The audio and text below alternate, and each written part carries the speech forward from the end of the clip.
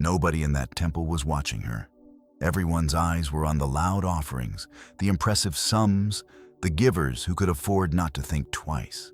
Then Jesus stopped everything to point at a poor widow and 2 coins nobody else considered worth noticing. Here's what makes this moment so unsettling. She gave almost nothing by the world's standard, and Jesus said she gave more than everyone else in that room combined. That's not a nice story about kindness. That's a complete reversal of how value actually gets measured in God's eyes. Because if a widow's last coins could preach a sermon no wealthy offering ever could, then what does that mean for the too small, too little, too limited excuses so many people quietly hide behind today? Before this goes any further, take a moment to do 3 things. Subscribe to the channel, hit like, and drop a comment with 1 word for what you're currently holding on to out of fear. Money, time, health, control, whatever's honest. This story is about to ask something hard of everyone watching, and you'll want to be part of it. Because by the end of this, the real question won't be how much was in her hand. It'll be how much is still being held back in yours. Most people were watching the wealthy that day. The ones dropping large sums into the temple treasury with a clink loud enough to turn heads. Jesus was watching someone else entirely. A poor widow, easy to overlook, dropped in 2 small coins, worth almost nothing by any human measure.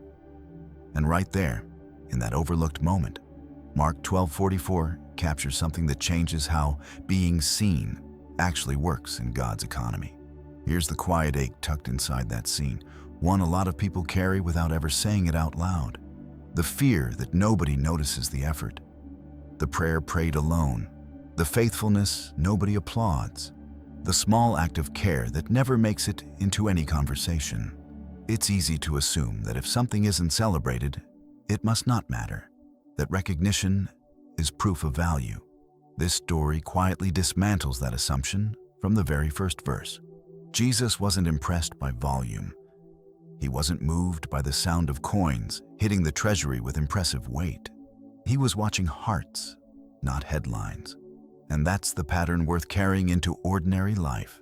The visit nobody else knows about. The meal quietly delivered. The text sent to check on someone lonely. None of it needs an audience to matter to the one who was watching that widow when no one else bothered to look twice. So here's the reframe worth holding on to before going any further. Something can look small to everyone else in the room and still be fully seen by God. That's not a comforting platitude. It's the entire premise of this passage. And once that's settled, the next layer of the story gets even more striking. Because what this widow actually gave, measured by heaven's math instead of the temple's, turns out to outweigh everything the wealthy dropped in that day. 2 coins. That's all she had. And that's all she gave. An amount so small, most people wouldn't have bothered stooping down to pick it up off the ground. And yet Jesus said, without hesitation, that she gave more than everyone else combined.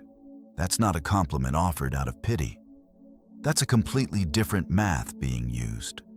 One measured in sacrifice and trust rather than digits.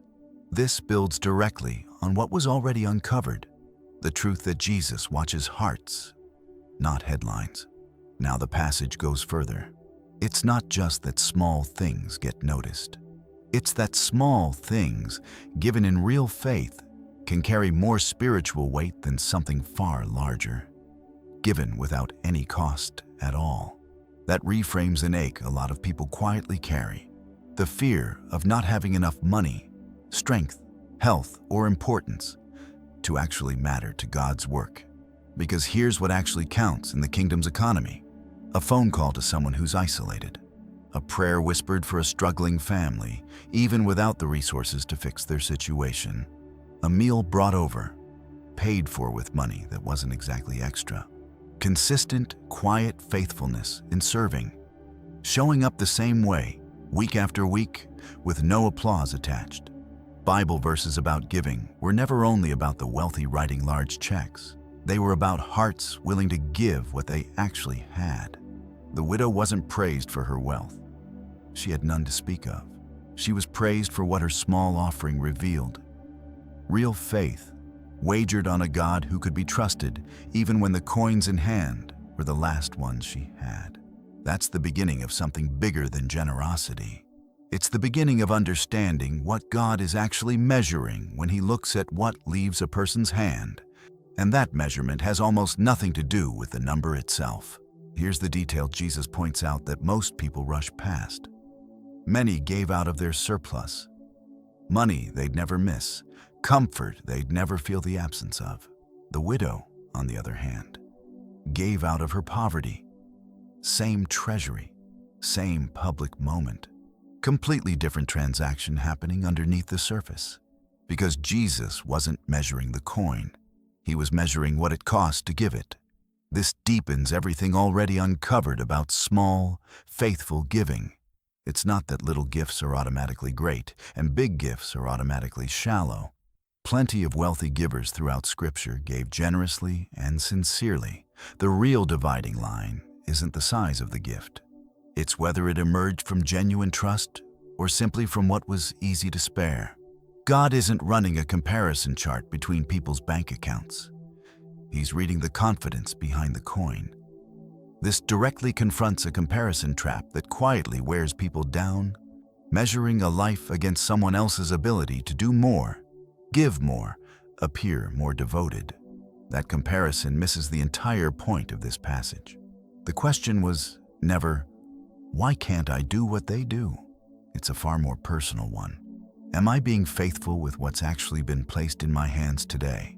That question has an honest answer available to absolutely everyone, regardless of income, health, or circumstance. That's the real freedom hiding inside this story. Faithfulness was never a competition to be won against someone else's resources. It's a private conversation between one heart and God, measured entirely by trust rather than volume. And this raises something worth sitting with before moving further. What happens when circumstances make even that trust feel nearly impossible to hold on to? She had almost nothing, and she gave anyway. That's the detail worth sitting with before moving past it too quickly. The widow could have easily justified staying home that day, or slipping quietly into the treasury with an excuse ready. I don't have enough to give anything that matters. Nobody would have blamed her. Instead, she brought what little she had and gave it, fully, without holding part of it back just in case. This connects directly to the trust already uncovered in her offering. Poverty didn't cancel her worship, it revealed it. A person waiting for abundance before honoring God can end up waiting an entire lifetime, because enough has a way of always staying just out of reach. Real faith doesn't wait for ideal circumstances. It shows up in the actual circumstances, however limited they happen to be. This speaks directly to a quiet lie that convinces so many people to delay. I'll pray more once life slows down. I'll help others once I have more to give. I'll get serious about my faith once things get easier. That lie sounds reasonable. It's also exactly what would have kept the widow home that day. Instead, even in scarcity, time was set aside for prayer. Someone was still checked on. A small kindness was still extended within whatever capacity remained. Sacrificial giving was never really about the amount available. It's about refusing to let scarcity harden the heart into withholding. The widow's example wasn't give until it's convenient. It was honor God even in the empty places, not just the full ones. And that raises a sharper question than most people expect from a story about two small coins. What does giving actually cost when there's genuinely nothing extra to spare? And why does that kind of giving confront comfortable generosity so directly? Here's the tension this passage was always building toward. Many of the wealthy gave large sums that day, and it likely cost them nothing they'd actually feel. No missed meal, no adjusted plan, no real sacrifice tucked inside the transaction, just surplus moving from one place to another. The widow's 2 coins, by contrast, cost her everything she had left. Same treasury, wildly different weight. This confronts something that quietly slips into even sincere faith. Comfortable generosity. the kind that only shows up once it's convenient.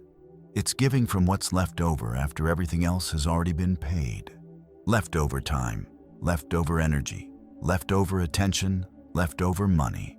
That's not necessarily wrong on its own, but it's a very different posture than what this widow modeled. And Jesus made sure that difference didn't go unnoticed. Here's a question worth sitting with honestly, without rushing to answer it too quickly. Has God been receiving the leftovers? Or has He still been holding first place? It shows up in small, telling ways. Whether prayer happens before the day gets busy or only if there's time left at the end. Whether giving is planned first or squeezed in from whatever's remaining. Whether someone in need gets helped when it's easy or even when it means adjusting something that actually mattered. Sacrificial giving was never about giving until it hurts for the sake of hurting. It's about giving in a way that actually costs something, because that's exactly what reveals where trust really lives. The widow wasn't praised for giving a large amount.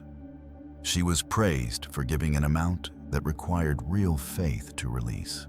And that raises something worth carrying forward. What does it look like when that kind of costly faithfulness happens in complete anonymity, with absolutely no one around to notice it at all? She likely walked in and out of that temple without a single person turning their head. No fanfare, no recognition, just another quiet figure blending into the crowd. And yet Jesus stopped the entire scene to point her out, turning an anonymous moment into something eternal. That's worth sitting with. Heaven paid closer attention to her that day than the crowd around her ever did. This lands directly on an ache carried by so many people, especially with age. The feeling of becoming invisible, too old to be useful, too limited to contribute much, too quiet to be noticed the way life once noticed them. The world has a habit of measuring value by visibility, energy, and output. This story quietly overturns that entire measurement, because the person the world was most likely to overlook is exactly the one Jesus chose to highlight forever. Heaven pays attention to what earth tends to ignore. The person praying alone in a quiet room, with no one aware it's even happening. The one caring for a spouse or a grandchild day after day, with no title and no recognition. The one still faithfully serving without a platform, a position, or applause. None of that goes unnoticed by the one who stopped a whole scene in a busy temple just to point at 2 small coins. So here's the truth worth carrying forward, especially for anyone who's felt forgotten by the noise of the world. God saw, not eventually, not someday, once something bigger happens. He saw already, in that ordinary moment nobody else thought worth watching. And what He sees is never wasted. Which raises the deepest question this entire story has been building toward from the very beginning. What is this passage actually revealing about the true nature of giving itself? 2 coins were the visible part of this story. They were never the real point. What Mark 12:44 actually reveals runs much deeper than temple currency. It's about total dependence on God, the kind that doesn't hold anything back, just in case. The widow didn't just give what she had. She trusted that giving it wouldn't leave her abandoned, and that trust is the real offering this passage has been pointing to all along. This pulls together everything already uncovered: the overlooked faithfulness, the sacrifice measured by cost rather than size, the worship that doesn't wait for abundance, the quiet fidelity heaven notices even when earth doesn't. All of it converges here. True giving was never really about currency changing hands. It's about a heart proving, through action, that God is trustworthy even when everything visible suggests there isn't enough to go around. This is where the story turns personal, and the question gets harder to avoid. What's still being held on to out of fear? Fear of lacking, fear of not being cared for, fear that small faithfulness doesn't actually matter in a world that seems to reward only the large and the loud. The widow faced that exact fear with 2 coins in her hand and released them anyway, not because she had extra, but because she trusted the one receiving them more. then she feared what she'd be left without. That's the real sermon her last coins preached, without a single word spoken. Not give more, something far more searching. Trust more. God was never impressed by grand appearances. He's always been searching for hearts willing to trust Him fully, even in scarcity, even unnoticed, even when it costs everything currently in hand. And that's the exact question worth carrying out of this story. Does faith only show up when there's plenty to spare? Or does it show up even when trusting God means giving away the very last thing being held on to? 2 small coins, given by someone with almost nothing left, and heaven still calls it the greatest offering in the room. That's the truth this story leaves behind. And it's not really about temple treasuries anymore. It's about whatever's currently being held back out of fear. So here's what's worth asking honestly today.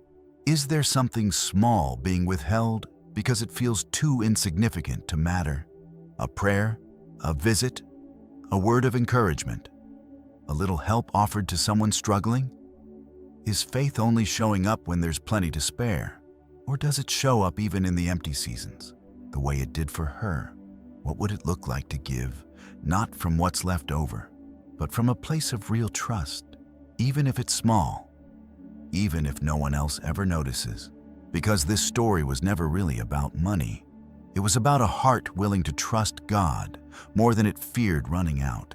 And that kind of trust doesn't need applause, doesn't need recognition, doesn't need a large amount to be real.